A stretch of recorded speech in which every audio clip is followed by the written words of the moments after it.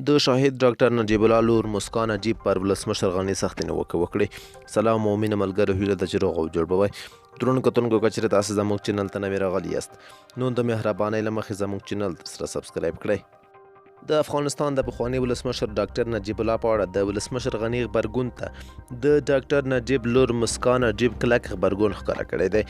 ولسمشر غني چې 13 ورځې د اتلانتیک شورا سره ویډیويي کنفرانس کې خبرې کولې، له هغه څخه پوښتنه وشوه که چېرې طالبان د سولې په برخه کې ستا د استعفا او یا هم د موقت حکومت غوښتنه وکړي نو څه به کوې؟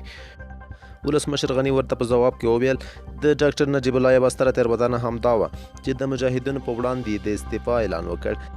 هغه وویل موږ د دغه فلم یو ځل لیدلی دی او هیله کوو چې بیا ځل یې تکرار ونه وینو، ځکه موږ پوهیږو د دې فلم انجام څه دی. د ډاکټر نجیب لور مسکان نجیب بیا نن پر خپل ټویټر باندې د ولسمشر غني دغه خبرو ته کلک غبرګون ښکاره کړی دی.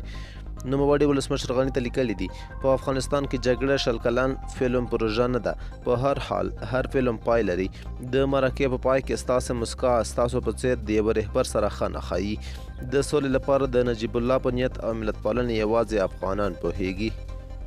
د افغانستان د مخکینی ولسمشر نجیب الله لورکۍ له ولسمشر څخه په دې خبرو زیاته ګیلمنه ده. د افغانستان د مخکینی ولسمشر ډاکټر نجیب الله لور مسکان نجیب له ولسمشر غني څخه مانیجنه ده چې ولې یې په یوه مرکه کې له واکه د ډاکټر نجیب الله لاس په سر کېدل د هغه تېروتنه وبلله. ډاکټر نجیب الله په 90مو کلونو کې اعلان وکړ که مجاهدین له جګړې لاس واخلي دی تیار ده چې د خاورې او خلکو لپاره له واکه استعفا وکړي. همداسې یې وکړل. حکومت یې جګړه مارو ته تسلیم کړ، خو د مجاهدینو له لاسه بیا درست افغانستان ور واخیست.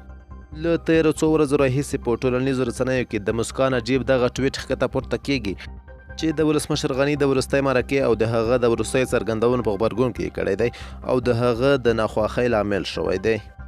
څو موده وړاندې هم د افغانستان د ملي امنیت شورا سلاکار ډاکټر حمدالله محب د شهید ډاکټر نجیب الله قبر ته ورغلی و چې د محب دغه کار د مسکان نجیب له لوري په ښو ټکو سره وستایل شو او له هغه څخه یې زښته زیاته مننه وکړه چې وروسته بیا د ډاکټر نجیب الله مېرمنې هم د دغه کار وستایه، خو له دې کار سره یې مخالفت وښوده چې د ډاکټر نجیب الله قبر دې په ښه توګه جوړ شي.